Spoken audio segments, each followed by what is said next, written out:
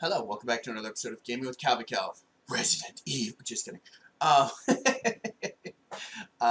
the Bureau XCOM Declassified Edition. Last time we were able to get onto a train, get out of the base we were in, and now we're in the new location. I assume it's the new base of operations. Well, no, I don't assume. It is the new base of operations. Probably do research and whatever, a billion different things. So this briefing is about to start, although I'm probably going to read his file. Nicholas Alexandre de Silva, 17, August 24, Baltimore, Maryland, Catherine Sylvester, JD International Law, Incomplete, New York University, marital status, divorced, family, father died, mother died, Elizabeth Montaigne, ex-divorced, living in Washington, Nicholas Silver's Jr., son, estranged, living in Washington, Laura Harper, daughter, illegitimate, living in New York, professional record, joined the Washington Police in 47, advanced to deputy sheriff with high commendations to field work and began to pursue his career with the FBI's legal analyst. During the screening, the FBI discovered that De Silva had not completed his JD degree, having dropped out of college due to financial concerns, and falsified his credentials. Nice. Deputy De Silva lost his job on December 24th, 1951, which quickly led to the collapse of his marriage. However, the FBI was impressed with De Silva's record with the MPD as well as interpersonal skills, and on February 14, 1952, they recruited him on a probationary basis for field work. He demonstrated exceptional skill in the field and received a small degree of fame for the heroic single-handed arrest of the bank robber K.D. Carpenter on February 4, 1955. Despite the acclaim, Silver was reportedly demoted back to probationary agent due to various moral concerns about his activities when off-duty. In 1959, after an embarrassing arrest in New York City where he and a jazz singer assaulted an officer, the FBI decided to move him out of visible work. At Director Falk's request, Agent De Silva was reassigned to work with the Bureau as a covert agent. Oh, that's cool. Oh. November 4th, 1920, Tulsa, Oklahoma, Bureau. BS in Engineering. Bachelor's in Engineering. What's up, engineer? Maristats widowed. Oh, well, that's unfortunate. Barrett Carter. Nee Douglas. Mother deceased, father deceased, wife deceased, all in son deceased, and all in 1959. What the fuck? William Carter joined the Army December 7, 1941, leaving college to enlist shortly after the attack on Pearl Harbor. He saw action in the Pacific Theater and earned the rank of Master Sergeant with commendation. Holy, Master Sergeant with commendation for service in the Burma campaign. His service ended. Oh, I guess it's wartime. It's wartime advancements are way quicker. Especially during World War II. His service ended on October 25th, 1945, after which he returned to college on the GI Bill. Shortly after graduating, the CIA recruited Carter in 1948 as a field operative. His quick thinking and bravery served him well, and he rose through the ranks, earning personal commendations from both Director Hoover and President Truman. He excelled at deep cover assignments, served for weeks or months at a time in Indochina and the USSR. 1959, during a deep cover assignment in Laos, a fire at his family home in Arlington killed his father, wife, and son. However, due to the communications blackout of his mission, Carter did not learn of the tragedy until he returned in 1960. He alternates between blaming himself and the agency for tragedy. This, as much as anything else, led to his drinking problem. Following a string of disciplinary charges in December of 1960, Carter was reassigned to domestic operations only. Continued problems led to further demotion from administrative duties. June 1961. Director's addendum: Myron is once aggressive, temperamental, and defensive, but he gets the job done. I don't recommend him, but the Bureau is your department. If you insist on him, I don't recommend a long-term position. His man used to be a hero, but now he's busy destroying himself. He's not useful for much anything except an expendable asset. Okay, well, Dick.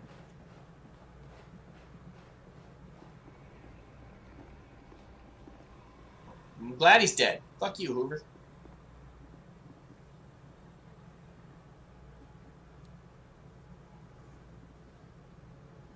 Lights.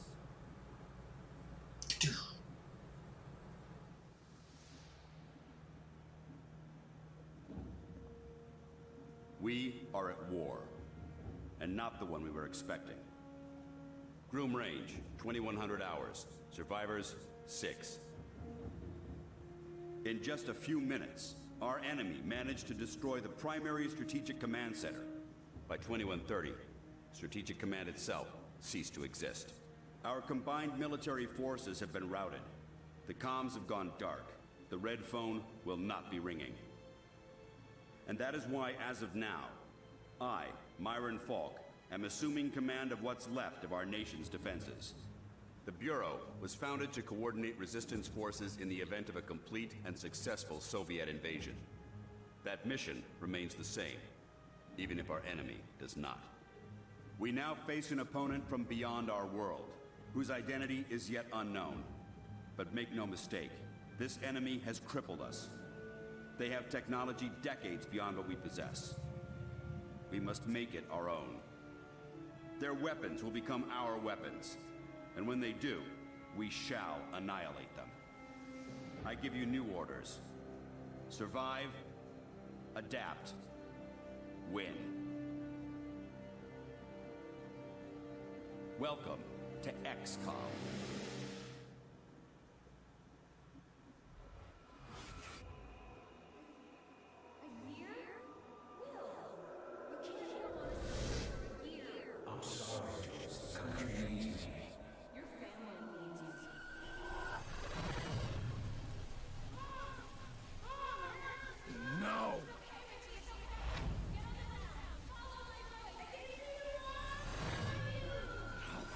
No, I can help them. Let me help them!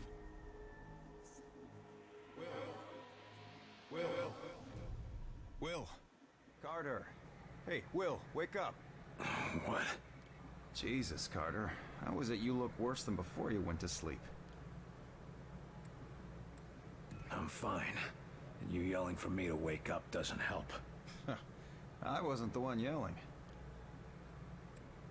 What did I say? Something about a fire. I don't know. I guess after the morning you had, it makes sense. No, this wasn't about that. It wasn't about Grim Range. Well, my guess is you're not the only one having nightmares after this morning. Head shrinking's gonna be a big business after this war. If there isn't after this war. Christ, that was dark. Anyway, Falk's looking for you. Wants you in his office, ASAP. Are you saying something about that radio? Oh yeah. Cheap thing normally just pipes in the company elevator music, but it's been picking up some weird signal. Damned if I know what it is. Don't we have more important issues to deal with? Sure, that's why I haven't bothered with it. But if someone on the outside is able to broadcast through that jamming signal, well, it could be important. Who would know more about this? Check with Operator Chelsky. She's information officer for the Bureau. Keeps track of communications, arranges contacts, manages what the public hears. The whole deal. Well, I guess you can't really hold knocking off for a few against me. Seeing as how we seem to be in our office and our quarters. Yeah, I guess some parts of the emergency plan leave something to be desired. Ah well, it'll be just like college, right? Yeah, except I stayed in Mrs. Hawthorne's boarding house back in Terre Haute. Had my own bathroom and everything. Wow, ain't you fancy? The old man say what he wanted with me? Ha! Guess you don't know him all that well yet. The director doesn't tell anyone anything he doesn't think they need to know. I'd better go see what the old man wants. See you later, Will. 2. Message repeats. 2, 5, 0. Better make a note of this and talk to one of the radio operators. 9. You probably ought to run that by Operator Chelsky across Message the hall. repeats. Might be important. 2, 5, 0. 50 November 892. 8. 9, 2. Just running it over to the armory. I wasn't told about any deliveries.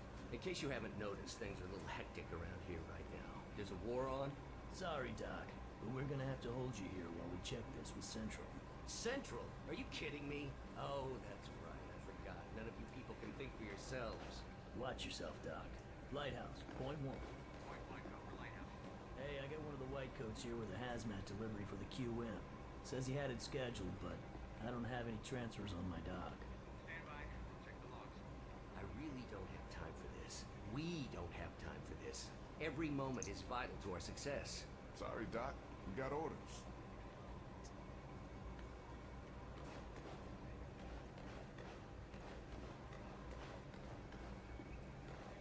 See, like, you want to be, like, on the dock side, because, like, I got shit to do. But, like, we also, you know that there's mind-controlling aliens out there, like.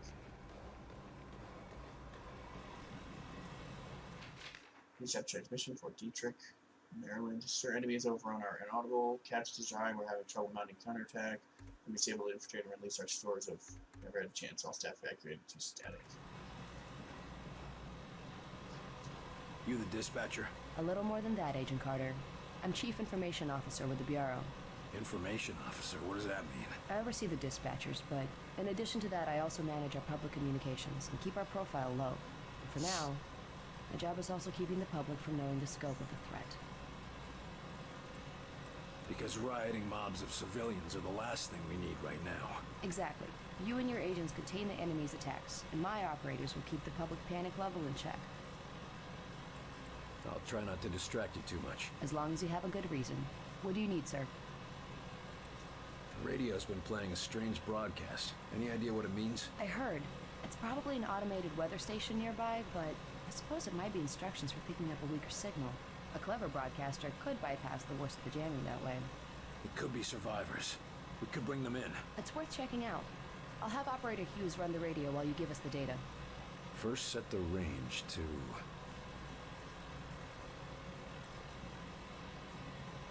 Set the range to 250. Now the direction? Set the direction north. And the frequency? Shit. I didn't actually write it down.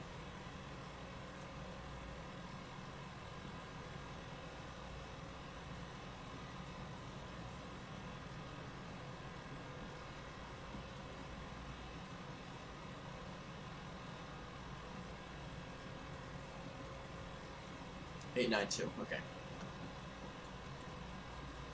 It was about 50, right? 250. Yep. Set the frequency to 892 megahertz. Checking ultra-high frequency. Nothing.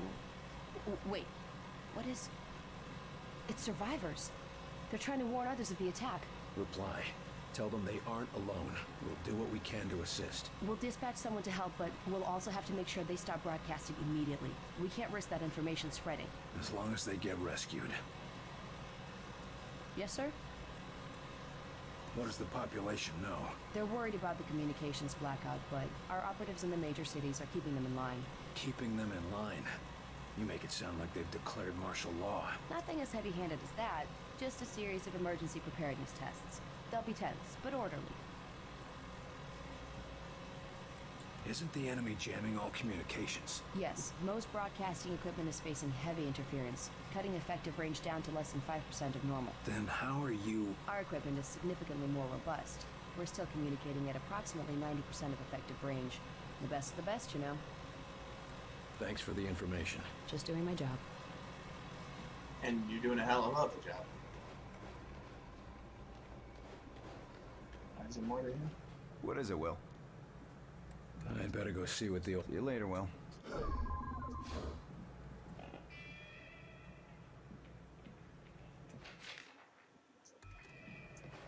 Yeah, I should have paid attention, but that's what the internet's for.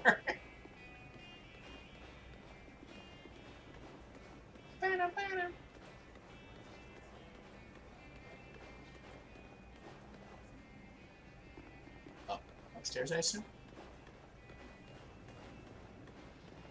You were there. You saw what he was capable of. I did. It's just... his file paints a different picture.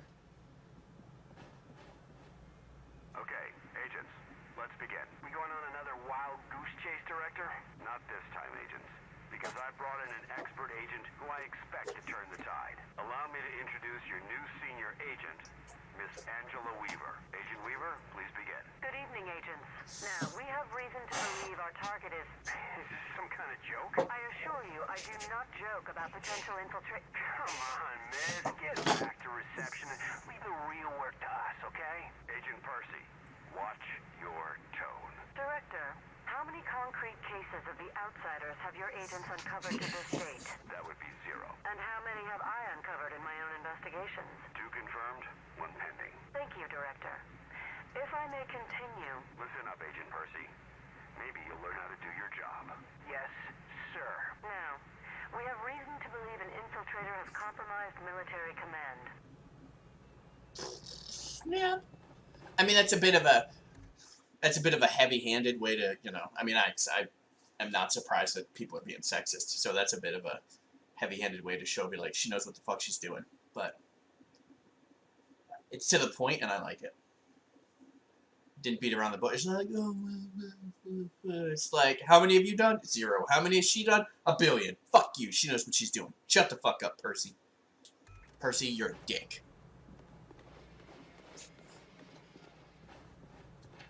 Security installation is almost complete, Director Falk. The closed circuit security system has been installed in several of Phil's main rooms, lower corridors, towards all major sectors of the base, and at your request, we have added a monitoring station to your office.